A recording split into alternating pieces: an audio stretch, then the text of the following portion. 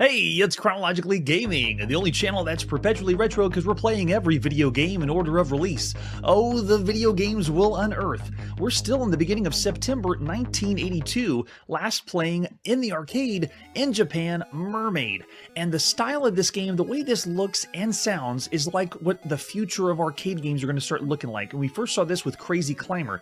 It almost makes me a little sad because it doesn't have the look and feel or the sound of the classic age of arcade games.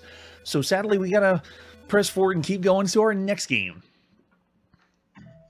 We're going to the United Kingdom on the Sinclair ZX Spectrum. This is Meteor Storm. Meteor Storm, not to be confused with Meteor Storm by Softside Magazine in 1980 on the Apple II, Atari Home Computer, and the TRS-80. It's also not the same Meteor Storm that we saw on the Atari Home Computer in August of 1981, and that's so far the best Lunar Rescue variant you could play so far. It's also not the same Meteor Storm that was on the ZX80. That's on the ZX81, and later in 1983, it's not the Meteor Storm by Melbourne House for the ZX Spectrum. All right, is everyone still with me? There's too many Meteor Storms. This one runs on 16K on your ZX Spectrum. You can see right here, the front of the box is, we're going to be in space shooting things. Hey, you know what? It actually looks like asteroids because it's asteroids on the front of the box. So here, the cassette case, you flip it on the back, it's arcade action. It features speech. That's right, speech for the ZX Spectrum. 3 types of meteors, 2 different saucers, a bonus ship, left, right, thrust, fire, hyperspace. Sounds like asteroids. Explosions, high score, table. Just throwing all kinds of things out there to sell Meteor Storm. So this one is the Quicksilver Meteor Storm.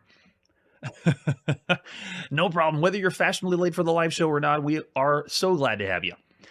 So besides that, we also have the cassette tape we're going to pop in and play, and also hear those sweet audio sounds with an example of the screenshot.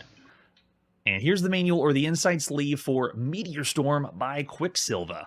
So this one is the asteroid variant that we've already seen about 30 different asteroid variants, or over 30 variants of asteroids so far here on the show.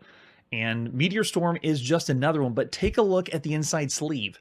They go all out with the lore. An excerpt from the Book of Feluvian Empire. Meteor alert, the speaker grill grates into the command deck of the Thalcian spacer, forcing me to look up in the twinkle of lights on the console in front of me. I curse under my breath. My calculations are almost complete. I check the scanner. There's something not right about the formation of the meteors.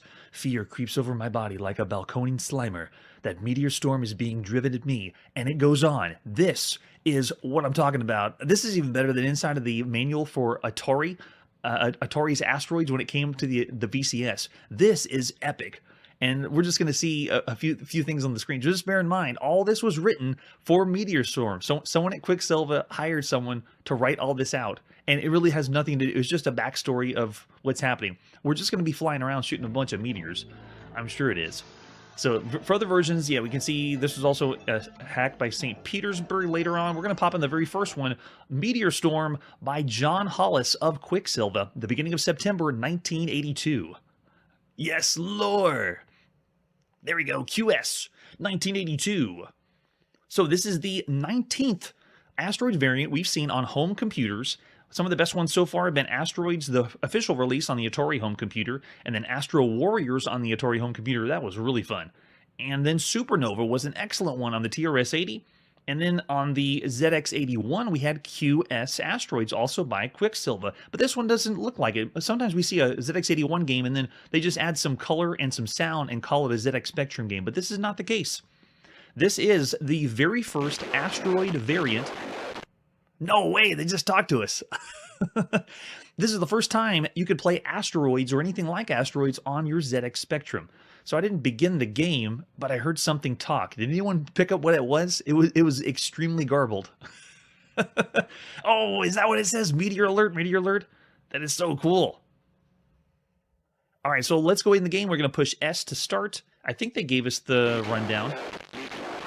Meteor alert, awesome. So this is using the cursor keys on your ZX Spectrum. I can move the ship up, down, left, and right. Oh gosh, yeah. So whenever you want to move around, you have a button to move left, or a button to turn left, a button to turn right, a button to thrust forward, and then I tried to do it, but it wasn't fast enough.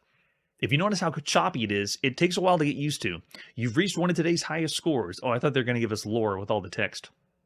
Please enter your initials, use left and right. Oh, we can use the... No way. You can use the cursor keys like you're in the arcade. Check it out. And then push fire. Oh, sweet. So I'm not typing on the ZX Spectrum keyboard. I'm putting this in as if I was in the arcade. Nice touch. That's pretty cool. I know, right? You can kind of make out what it is, but on the ZX Spectrum, I really shouldn't be too keen on making fun of it, because this is the very first time we could hear anything from the ZX Spectrum. The first time talking happened.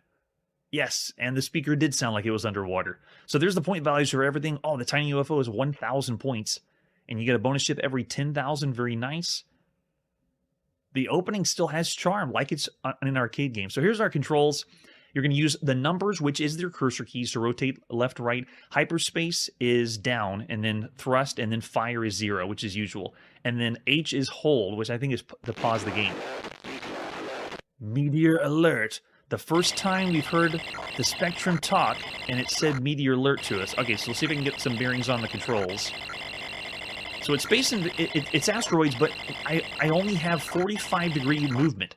So the movement of the ship isn't as freely flowing, and there's also no gravity or physics. So whenever I'm flying through space, if I want to thrust forward, that's all I get. There's no nuance to stopping. Wow. So it's very, very difficult. Yeah. If you only can turn 45 degrees, it feels like an extremely restricted version of asteroids. Plus, I'm also playing on the very, very spongy ZX Spectrum keyboard. We are going to see later releases where they use the cursor joystick, but this one does not have that. Oh, get in there. Where's my hyperspace? Wait, is that my hyperspace is just me spinning in circles. Well, I've reached another high score, but I didn't even get past the first screen. Oh, really, Richard? Fantastic. After all this asteroid variants we played on home computers, this one it's subpar, because if you did have the ZX Spectrum, though, you would have a lot of enjoyment from this, because it's the only way you could play any kind of asteroids. This is the very first. So cool. Oh, I'm sure there is later on, Curtis, yeah.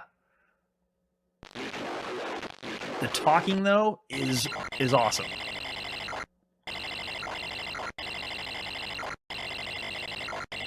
Sounds like it's just coming from the cassette instead of speech synthesis. There's another title we played on the Atari home computer that you had a audio cassette that came with it.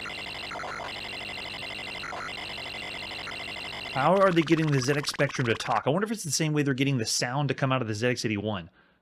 Yes, Kun, it is very unfun, yes. Yeah, character-driven, like most of the early Specky games. That's what we got. So there you go, that's Meteor Storm on the ZX Spectrum. Now, if we were rating this against the games you could play only on the ZX Spectrum, it's still very new. I mean, this is the year it came out, in April, and most people didn't even receive the system until months later because of the mail order system. So for Meteor Storm, this is the only time you can play Asteroids. If I was rating this for all the games you could play on the ZX Spectrum, I'd actually give it 3.5. For the several titles you could play, but for all the games you could play on a home computer, I still got to go low. Charlie's going 2.5, Bartos 2, Victor's 2 stars as well. Yeah, someone's saying it was not that bad. Oh yeah, and we haven't seen Sinistar yet. That's a little bit further in the future. But I would say of all the games so far you could play on any home computer across the gamut, yeah, 2.5 is what I'm going to think. 2 or 2.5, somewhere around that range. Because there's other Asteroids games you can play, and there's better video games you can play. Plus, it didn't have the joystick, so I'm going to have to actually go 2. It's like a bad title, but the best of the bad of everything you could play so far. All right, so there's Meteor Storm on the ZX Spectrum. Let's see what's next. Yes, here we go. It's Miner 2049er, the very first time it was ported off of the Atari home computer here on the Apple II. Oh, Bounty Bob. He's back again. Originally created by Bill Hogue, and there he is still on the title, even though this is on the Apple II. Very nice. We just saw this last month, and I gave it 5 stars because this is one of the best platformers and one of the best video games you could play right now on a home computer. We flip it over on the back. You have to have a joystick. There it is, Mike. Mike Livesey. And the concept's still by Bill Hogue. Here's some other stuff we have for Miner 2049er. The 5 1/4 floppy disk we're going to pop into our Apple II and play. Of course, it looks pretty grungy. If you did buy this brand new, it would look very shiny. With an example of the screenshot. All right, so for different versions, we have a cracked version by 4am Crack, another one by Microfun. I'm actually going to play the one from the Waza Day collection. So let's pop it and play Miner 2049er. This is Livesay Software, or Mike Livesay, at the beginning of September 1982 for the Apple II. There we go, Microfun. So the concept is by Bill Hogue, and the way they did the licensing for this is they just license other people out to make this game. So Big Five Software originally did it, and then they just said, you have the ability, Mike, if you want to make the game. Mike makes the game on the Apple II, and it's a different concept because Bill Hogue wasn't involved in that. But we've seen a sprinkling of companies. It's not the norm at this time that do this kind of material where they tell other people they can license the game out. Adventure International is another one we saw for games like Rear Guard, where they get other people to do the game for them. And this one is going to be ported in lots of places. All right, so let's go in. We get to select what we're playing on. We're playing on the Apple joystick today, so push A. Hey, we get to do the joystick alignment. All right, center the joystick, got it, left, right, up, and down. And then you can do 1 or 2 players. It is alternate play, so we're just going to do 1 player today. Preparing to enter level 1. Oh, there we go. Bounty Bob is back. And it has Apple symbols. So before we were picking up different food and items in the game, but now we have Apple symbols. It's like Bounty Bob has been sold out. Once you pick up the symbols, you can take care of the enemies. It's like your power-up, similar to the hammer in Donkey Kong or the power pellet in Pac-Man. Let's go up to the top and clear this away. So Bounty Bob isn't just a platformer, it's also kind of the paint the world. Oh, I didn't know you could walk up the edge. I thought that was the edge. Yep, Bounty Bob has fall damage. No, Bounty Bob is not striking back yet. I think is that volume 2 when we see him strike back? This is just Bounty Bob again. It's not even Bounty Bob the sequel.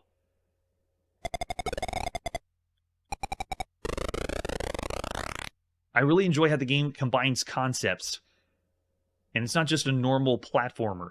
It also has the levels change what your objective is. How to jump from platform to platform, and they switch up the formula a little bit. I want to see if they do the same here on the Apple II. Okay, be careful on the edge. There you go. Good job, Mr. Bob. I know, there's nothing else, too. And the other one, there was other types of food you could pick up. Now I'm being more careful on the edges. It's all apples here when you play on the Apple II. Whoa! Epic screen clear. Now we're entering level 2. Oh, and we walked into the enemy right off the bat. Let's go this way. There we go. Get the power up, wipe the enemies out. Now they introduce slides to the platformer, which again is another first.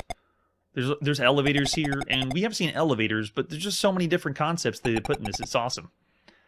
And I think I can go from the top. Yeah, they'll let me slide all the way down from the top. It's awesome. Let's see. See, now you got to be a careful jump there. There it is. Your jump is committed, so make sure you... Oh, we did it. Nice. Just inched by and wanted to see if I could do it. You can take care of him right there. And then I'll save these two when I do the slide down. I think I'm going to do a full slide all the way. So much fun. I know you can tell by the colors that I'm playing on the Apple II. There's no fooling anyone. And I think I have a time limit. Oh, that's right. My score goes down. So the longer you take, you're just going to have your score down. Oh, I missed that slide. I forgot about that one. Oh, no. If you make the jump too long, then you're dead. Part of me blames... I went to the side again. And there you go. Game over. After enough lives, that's it. We were able to put in a code in the Atari version so we could go to any level we wanted. But Bounty Bob is still an excellent Excellent platformer. The big ones it has to compete with right now is Cannonball Blitz and Canyon Climber. There are other ones, but the bigger, best platformers, that's really the most that Bounty Bob's competing with. But as far as all the ones on home computer, he's now got Donkey King, and Donkey King is awesome.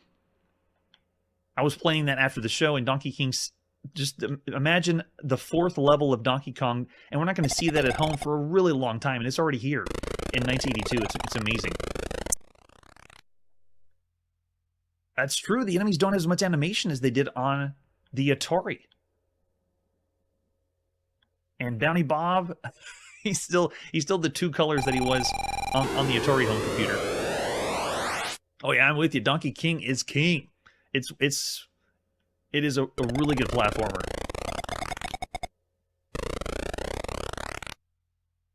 And it is really impressive what they did with the color for the Apple II. All right, so this time I'm going to make that full slide all the way on the end over there. You got to be careful with your jumps. Watch out for the fall damage. Nope. Oh, I can't believe I made it. I thought I was going to slide down that time. Let's see if we can do it again. Yes, got it. All right, nice. Keep going over on this side. It almost feels like when you play, you're having to figure out the puzzle to go around the area the right way. All right, this time I'm not going to chance it. I tried to do a long jump and it didn't work. Bounty Bob can't jump and grab ladders. I got to think, I am Bounty Bob. I don't have the dexterity I used to. All right, here we go. The ultimate slide. All the way down. Get all the pieces. Yes. So much fun. Oh, yes. Okay, good. I thought it was going to count as fall damage. Looks like he can survive a little tumble.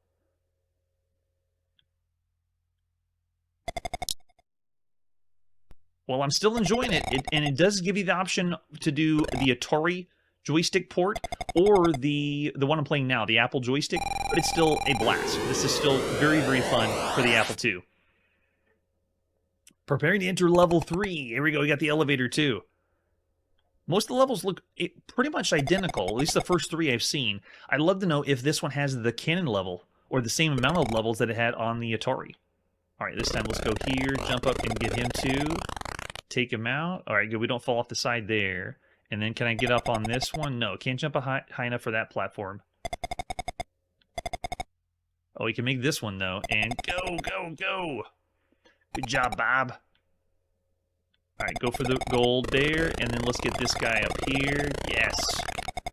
So use those power-ups to help clear the enemies away. Even if his head touches or some of his pixels touch the other enemies, then you take them out. Like, we can get this one, too. All right, now it's smooth sailing. Now we just got to explore the entire mine, or this level, and we are smooth sailing. Awesome.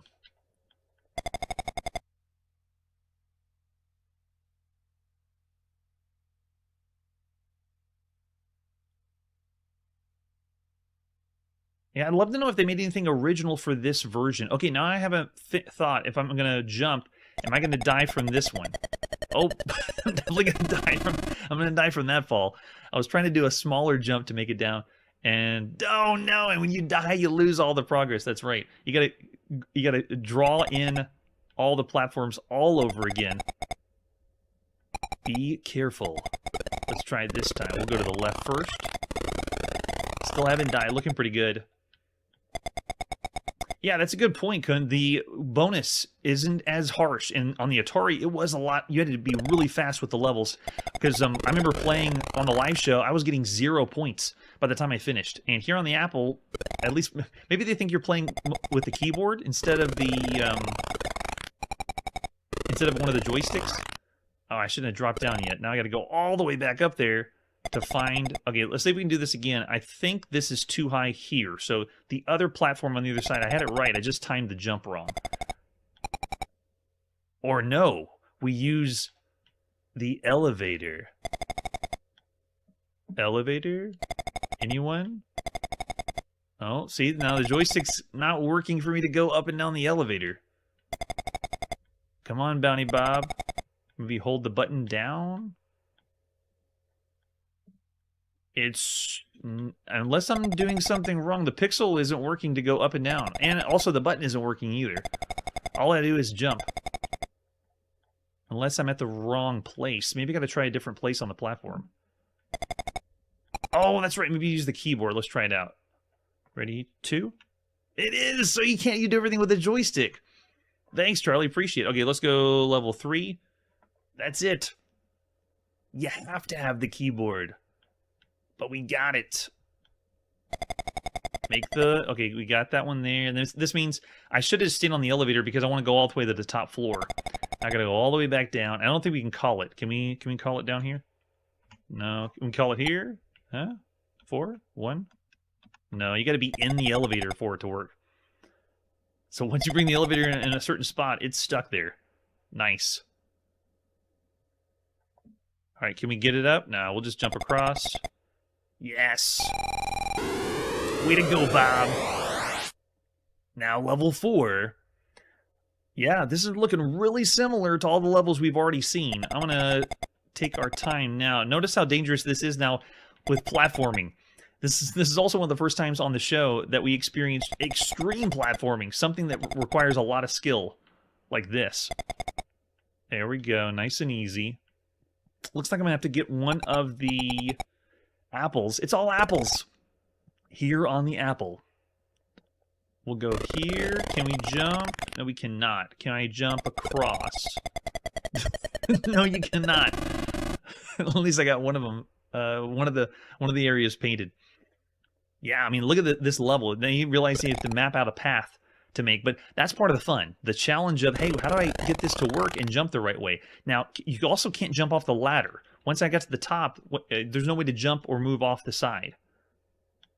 And I thought I could jump from a place to another place, but it looks like I have to platform my way up there. And then the enemy on the far right side, I'm going to have to take the apple in the top right and then use that to drop down and kill the enemy.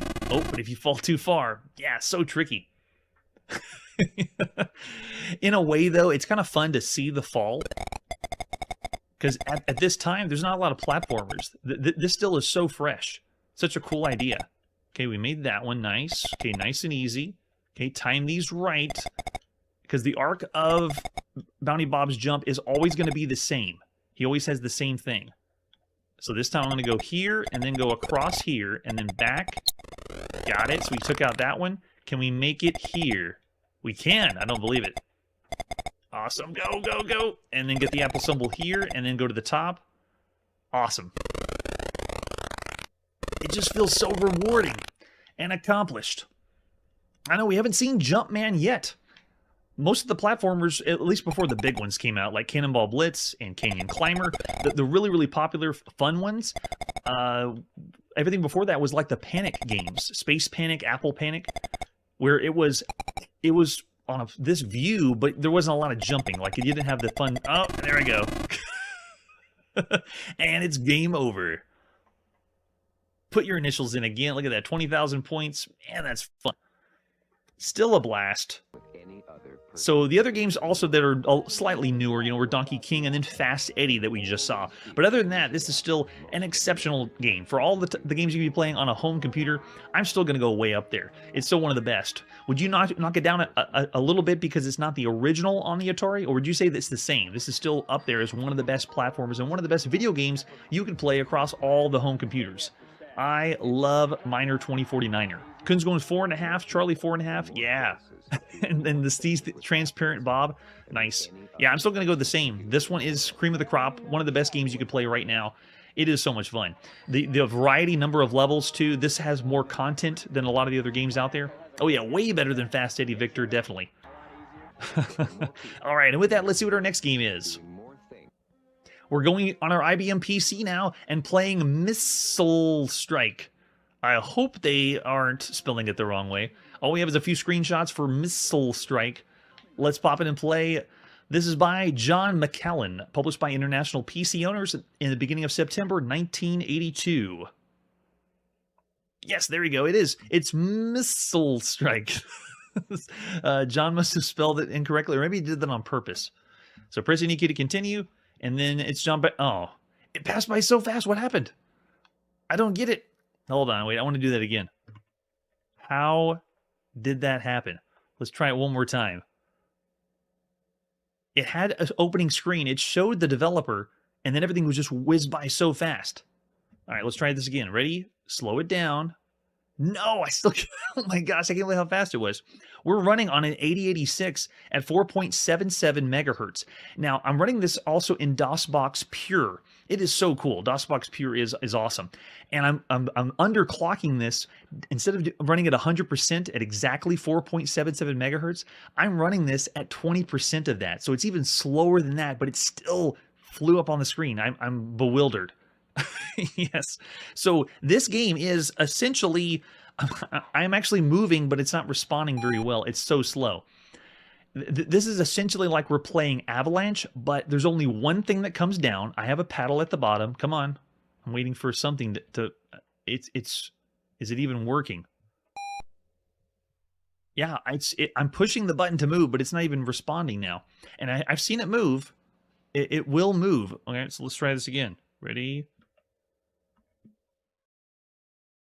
Yeah, it's still not responding very well, but it's not even avalanche at all. It's only one thing that comes down, and you have one paddle at the bottom. You have left and right to catch it, and that's it. So it's even if this was working or responding well, it's still very bare bones. That's what it feels like. It's terrible Pong. It's like a regression from video games. So anytime I see one of these, I just have to go super low down to the broken range. And this one's not even responding for us. We did get a lucky score, but come on. Yeah, I've seen it work, but here on the live show, it decided not to. All it is catching one thing that comes down. That's it. That's missile strike. Maybe they misspelled it so people wouldn't pay attention. Yeah, we're going way low. Of all the games you can play on a home computer, I got to go down the broken range. Barely even workable. 0.5. Yes, punted the sun, Victor. I'm with you there. Let's keep going. What's our next game? Time to go to the arcade and play some NATO Defense. Finally, the arcade. I'm so thankful. Here we go. So NATO Defense. What do we got as far as artwork goes? Very, very nice. The advertising flyer just has classified NATO Defense. Flip it on the back. It shows us our ammunition. First sector and second sector shows us the explosion when we're hit. And it has 32 sectors to clear. Enemy gains intelligence as battle progresses, it says. What? Difficulty is adjustable as usual with dip switches in the back. Sturdy Formica cabinet. You can tell it was for the operators. I want a sturdy Formica cabinet in my arcade. This is by Pacific Novelty Manufacturing. Very nice. And there's the example of the arcade cabinet. Check out the control panel and the artwork all around the outside. We're going to see that whenever we boot the game up. Yeah, we have seen Streaker. We streaked right by it, though. This one does kind of look the same. It's a maze-style game. There's a terrible picture of the control panel, but you can see we're going to be playing on a 4-way joystick, and then we have one button to fire.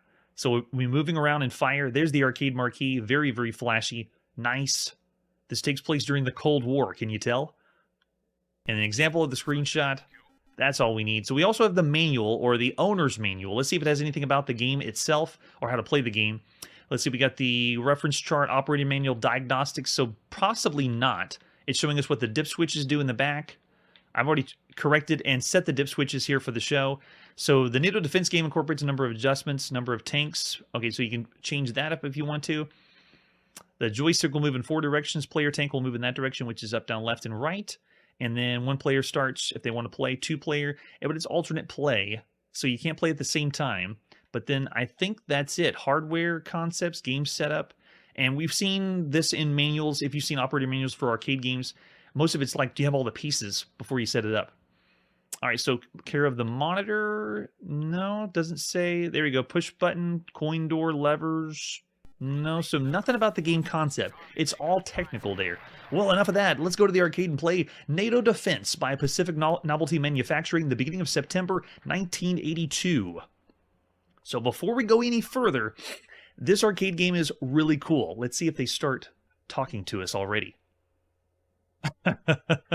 That's right, Victor. Thank you.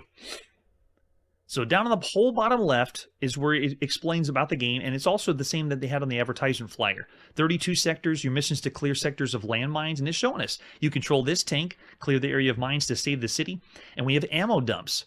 One Darth Vader helmet gives us 8 shots. 2 gives us 16 shots. Run over them for shots, and your tank can only carry 16 shots, so fire carefully. It is a tank variant, but you have limited ammo. Very interesting. But that's not all. Oh, there you go. It's breaking it down. Fire at the enemy tanks to destroy them. I think it destroys one at a time. Yeah, rapid hits give you the most points. There it is. Oh, yeah, and it's showing off the explosions, too. Very nice. And the destroying of mines is kind of like the dots in Pac-Man. And you can also fire at walls. Oh, you can uncover hidden ammo in the game. Nice. So it has destructible areas, too, that you can tear down. Really, really cool. All right, so we're going to zoom this in, get rid of some of the artwork on the outside so you can see the game a little bit better. There we go. All right, let's do this. Here's where the game gets interesting. Put a coin in and push start. Get ready, 1. That's where it gets interesting.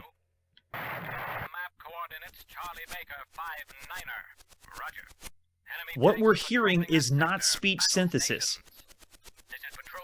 NATO Defense has a cassette tape that plays audio. So we're hearing audio, an audio cassette tape, while the game is playing.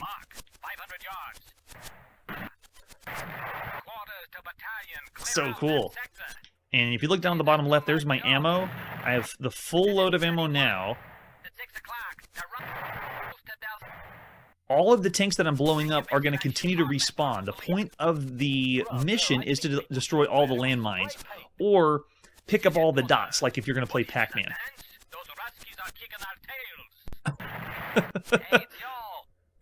Oh, you heard it here. Whoa, look at the explosion. Whenever you blow it, it's awesome. That's true, and we are going to see that later with Journey in the arcade.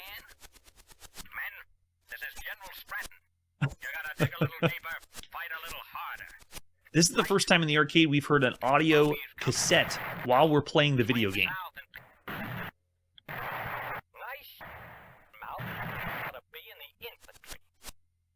Alright, we're doing pretty good. The tanks are just going to keep on coming. So you can destroy them, but it really doesn't matter as much. Oh, and they got us. Get ready, 1. It shows our path to what we've taken out.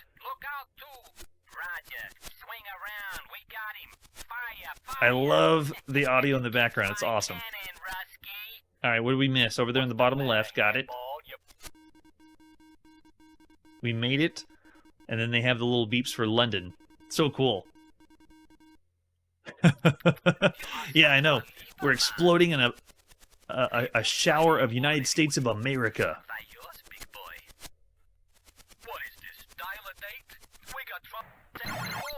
Nice, and you get combos if you can, or bigger points if you can destroy more ships, or more tanks at once.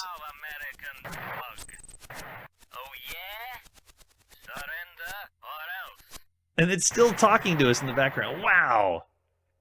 The red, white, and blue splattered all over the screen. Can I blow? Oh, I can't go in the... So it won't let me blow into those passageways until I'm inside. I see, okay. But you can destroy more walls and make up secret entrances. Go, go! Nice, get extra bonus points there. Very good.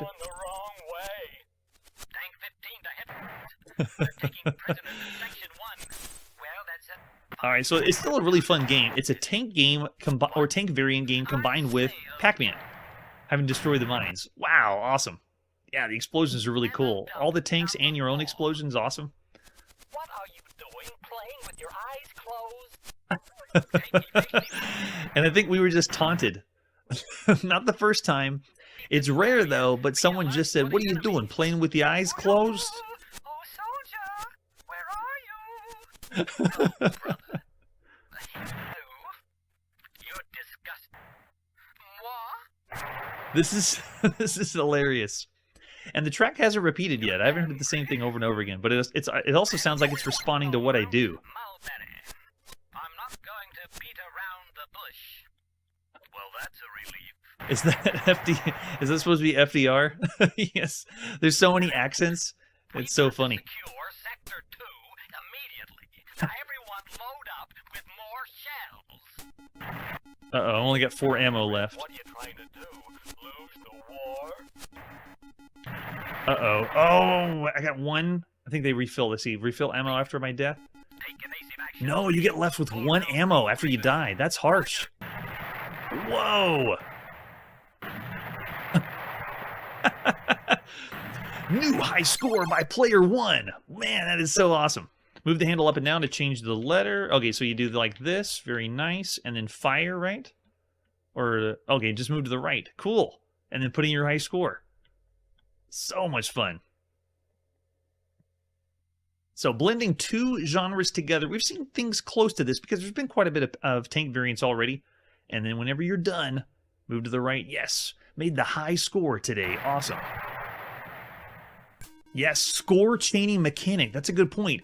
We haven't played any other games that do this. The only thing I can think of is whenever you play it, we played some horizontal shooters that when you fire ships and you make, not like a chain, but whenever you hit a ship and then another one subsequently afterwards, you can get more points for it, but it doesn't highlight on it. This one actually showed us in the attract mode, and whenever you play, let's go in again. It's awesome. Curtis is already going 4 or 4.5 stars. Now, we already put our quarter in and continued, so there's no continue feature in this one. So the arcade game started right back on the first stage. And it looks like we've repeated the audio in the background. So cool. Who's Kareem Abdul-Jabbar?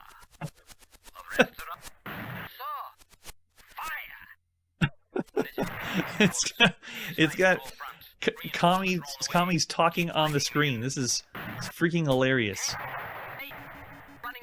Yes. Oh, and he even says it. Yeah, and what's really cool is the audio is telling us stuff that's happening on the screen. In a way, this almost sounds like we have the radio guy in our head already in 1982, telling us, oh, you're running out of ammo. Quick, we're going to tell you how to play the game and explain everything over the radio.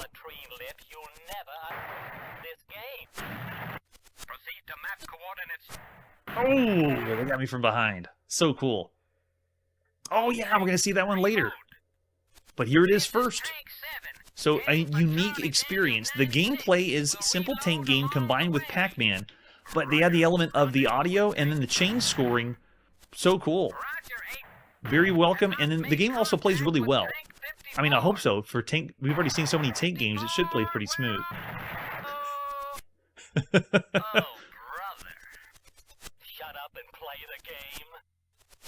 Because that audio cassette, I want to keep going. It's so fun.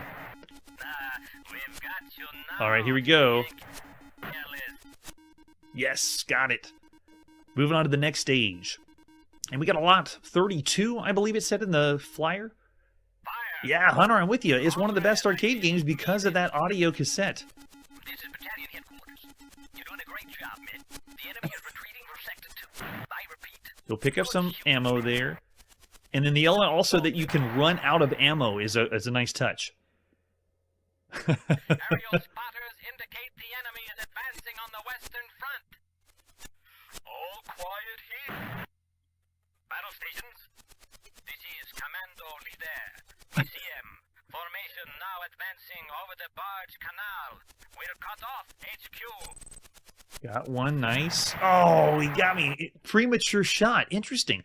And the AI does some randomness. They don't just come straight at me like in Pac-Man. That was a really fast death. 500 yards, hold it. Now, fire! And terrible Italian accents. I feel like I've insulted several races on Earth playing this game, and I'm okay with it. This is a lot of fun. This is NATO Defense Headquarters. Knock them out. Oh, they got me. God bless America. Man, that is fun. So there you go. That's NATO Defense. I'm pleasantly surprised. When you look at the gameplay itself, it looks like, you know, smaller characters, just another tank game, but the mix of the elements together with the limited firepower, the chaining shots for score, and the audio cassette that happens in the background telling you what's happening, it's actually really, really fun. So of all the games you can play in the arcade, I saw in the chat lots of highs up there. Victor's already going 5, yeah. So 32 maze variants or options of levels to go through. It doesn't let you continue though, so you got to be really, really good to keep going. Charlie's throwing out 4. Yeah, not a lot of enemy variety. I'm with you there, Charlie. But I still got to say, this is a great arcade game. Lots of fun, and it's a notch above the other tank games or some of the Pac-Man variants we've seen. So I'm going to go 4.5 stars. Lots of really, really enjoyable. That's great. Yeah, I know. Without the audio, it'd be even lower, right? So cool. All right, so after the arcade, let's see where we're going now. We're back at home on the Magnavox Odyssey 2. This is Nimble Numbers Ned. Hey, there he is. Mr. Eyebrows. What is it, Wizard of Odyssey? This is another game for the voice module on your Magnavox Odyssey 2. Nimble Numbers Ned, exciting math games for grades 1 through 9. Wow. And it even includes a math wizardry book. I don't think we have the math wizardry book. Another one part of the voice series, and if you flip it over the back, there's the advertisement for everything else on the voice. The first 3 titles were Sid the Spellbinder, Type and Tell, and we're going to see Sid the Spellbinder next. We've already seen Casey Crazy Chase, and then Type and Tell, and then now we got Nimble Numbers Ned. What else do we have for Nimble Numbers Ned? We have the cartridge, yes. 0 to practice, 1 for shapes, 2 for multiplication, 3 for function machine, with the handle on the cartridge. So cool. All right, so I'm not going to play this too long. Let's pop in and play Nimble Numbers Ned by Robert S. Harris. Published by North American Philips Consumer Electronics Corp. at the beginning of September 1982. We pull up our keyboard. Let's play game number 1. He said something, but I couldn't understand exactly what it was. Let's try 0. Watch out. Watch out. 5. Whoa, look at the animation on the jump of that guy. Can I hold? Oh, I fell down. Didn't make it to the end. You're supposed to dodge all of them, but we missed. I think it sounded better on the Type and Tell, actually. Can we do it again? All right. Watch out. Look at his. He has really no animation. Oh, we're supposed to jump over the numbers. So it's platforming. It is educational platforming. We haven't seen that yet. So I'm going to try this again with pushing 0. Using the keyboard. Here we go. Jump over. Nice. It has a weird animation to it. It almost feels like a cinematic platformer, like I'm playing Prince of Persia on the Magnavox Odyssey 2. But that doesn't exist yet. Pretend I didn't say that. All right, let's try it again. 0. How is this? Yeah, there's the delay to his jump. He actually crouches down for a sec and then jumps over the top. Amazing. Oh yeah, I can hear some of the things he says. Got it. Watch out. All right, let's do this again. Come on, time it right. All clear. Good. And now he's laughing at me. He sounds just like Casey Munchkin. What? Am I supposed to jump over all 5? Oh, maybe that's all it is. Can I do it? Man, the speech synthesizers are everywhere. So there you go. That's a brief look at Nimble Numbers Ned. There's other games you can play, but as usual, anything early childhood. I know it says grades 1 through 9, but I'm still going to have to breeze by Nimble Numbers Ned. Yeah, the whole game. Yeah, I know. That was really difficult if we're going to play with a 6-year-old. I don't think a 6-year-old would have the patience to do the platforming like that. All right, well, regardless of that, of all the games you can play right now on a home console, the speech synthesizer, like the IntelliVoice on the Intellivision, is really big right now. So Nimble's Numbers Net, I could see this as a really fun game. But for the purpose of everything we could play so far, I'm still going to say around average, 3 stars for everything so far. Oh yeah, not very nimble, 1.5 stars from Barto, and then Kun's going 1.5. Yeah, it easily could be a lower scoring game too, but for a console game, you got to admit it's pretty cool. I have no idea. Most people would pass too, but it is a voice synthesized educational title. This is the very first educational game that includes voice synthesis of all video games. So I'm going to have to give it a little more than that. We'll go 3 stars of everything you can play on a home console, whether it's your cup of tea or not. But I'm really not the best person to be rating this game as a, in my 40s adult instead of a younger kid. All right, so let's see what our next game is. Here we go. On the Emerson Arcadia 2001, this is Ocean Battle. Ocean Battle is another one for the Emerson Arcadia 2001. I had no idea these existed. Let's take a look at the box. This one is the box they had in France, or an actual scan of the box. We're going to play some naval simulation on a home console. How is that going to work? Let's flip it over on the back. Yeah, two-player game, and you have to have two players. Better get my second controller plugged into my Emerson Arcadia 2001. And that's not all. We also have the reconstructed one. So there you go.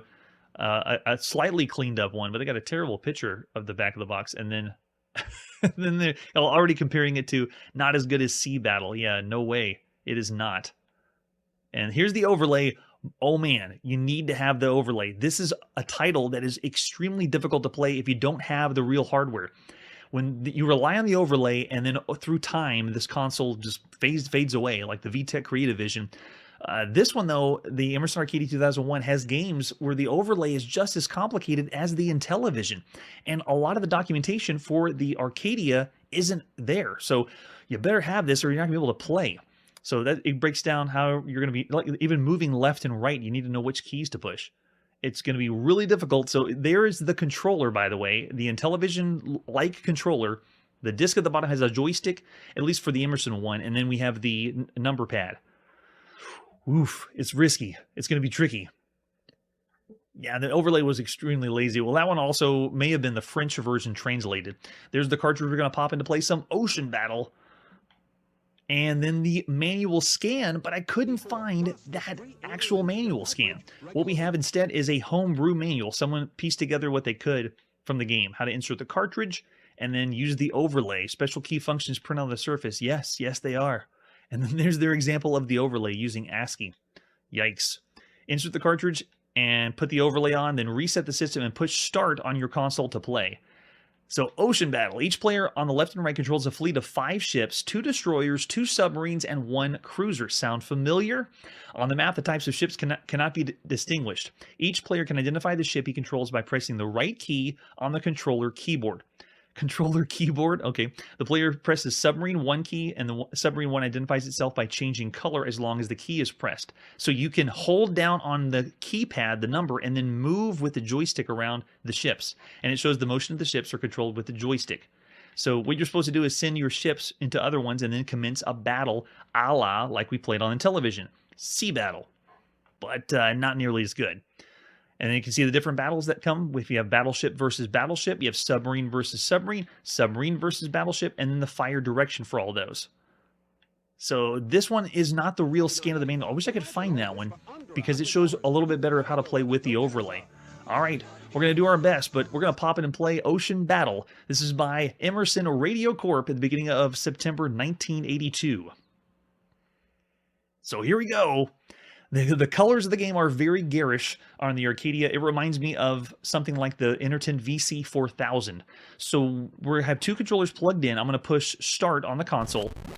And now we have begun. Now, it gets even trickier than that because the overlay tells you how to move the units.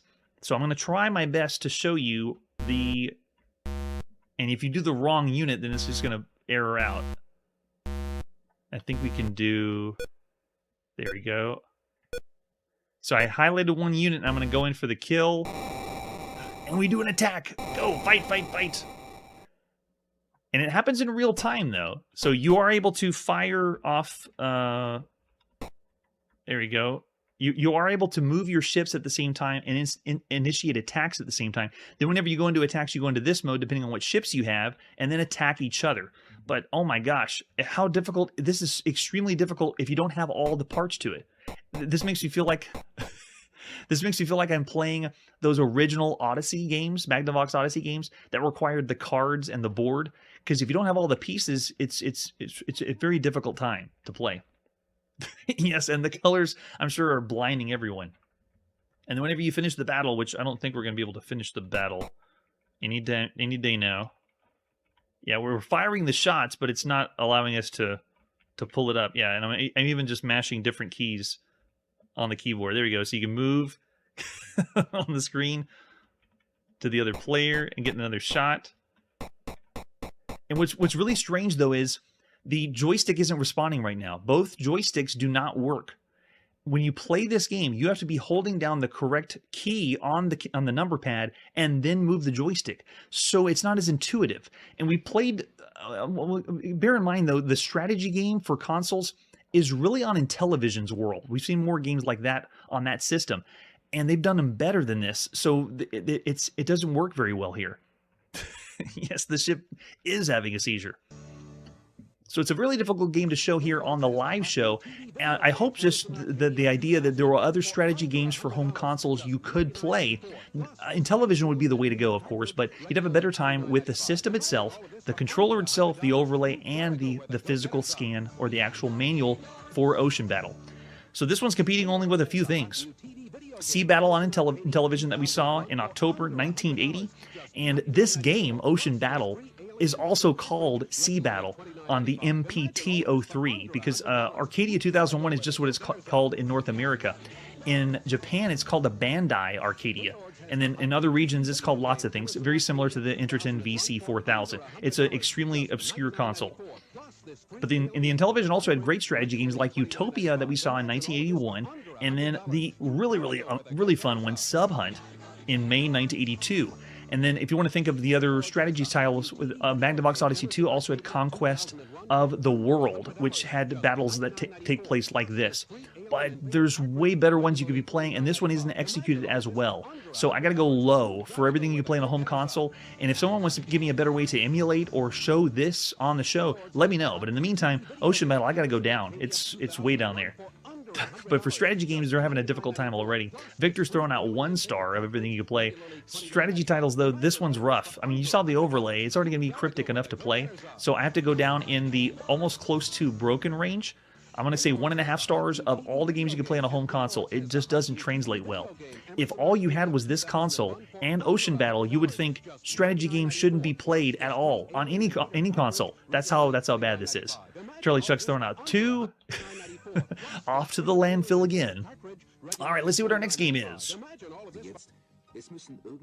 Let's go to Germany. Why not? And play on our on our VC20, which is the Commodore VIC-20 in Germany, and play Odyssey 2000.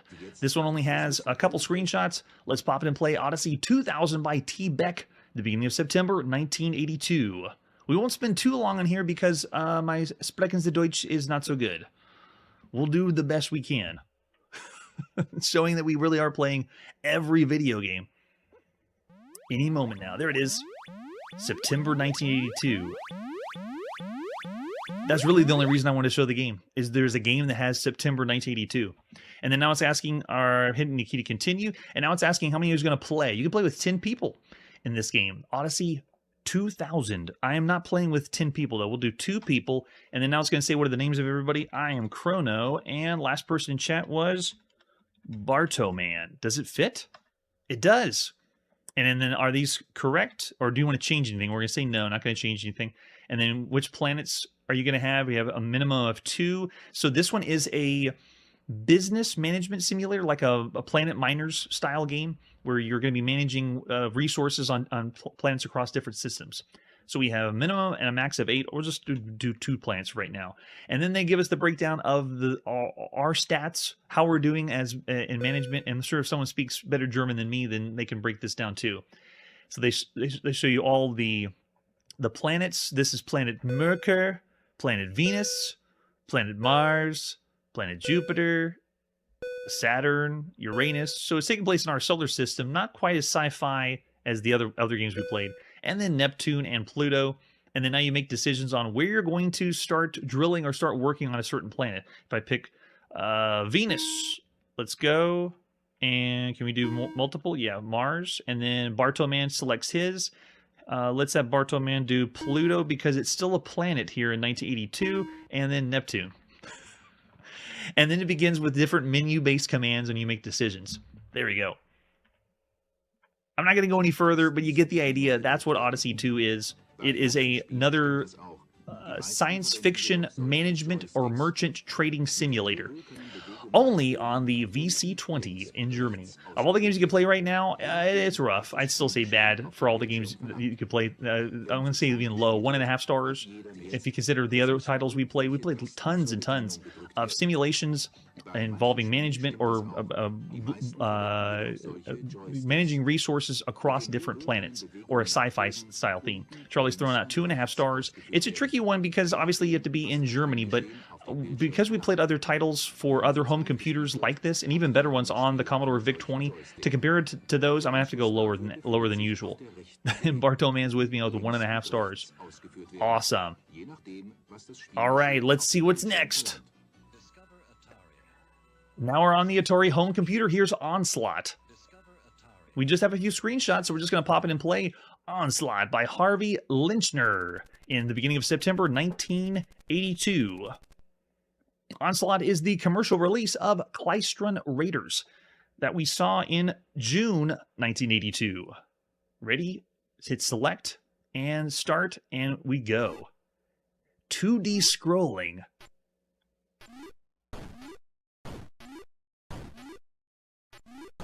Do I have more firepower? Oh, I do. Nice. I'm used to firing one shot at a time. Wow, and the flash. Every time you shoot someone, you get a flash on the screen. This one looks identical to Klystron Raiders. It feels tweaked just a little bit. In fact, I don't remember all the stars in the background, but it's fairly the same game. So whether it's Klystron Raiders or Onslaught, this one is essentially just keep shooting. If I just miss people, does anything happen? Yeah, okay, so you don't have a shield to go back up after that. And then you have some enemies shooting at you. So the enemy types have switched up. We now have a giant flashing blob at the top of the screen. Every enemy you shoot, though, makes the screen flash. Gosh. And then whenever you die, the screen flashes. So we gave Klystron Raiders a score of 3 stars of everything you'd be playing on a home computer, just average, because it works well enough, simplifies it, but it's also because the star field in the background is kind of a nice touch, making you feel like you're playing a classic arcade game. Yeah, so it's kind of fun for a shooter. It works fairly well.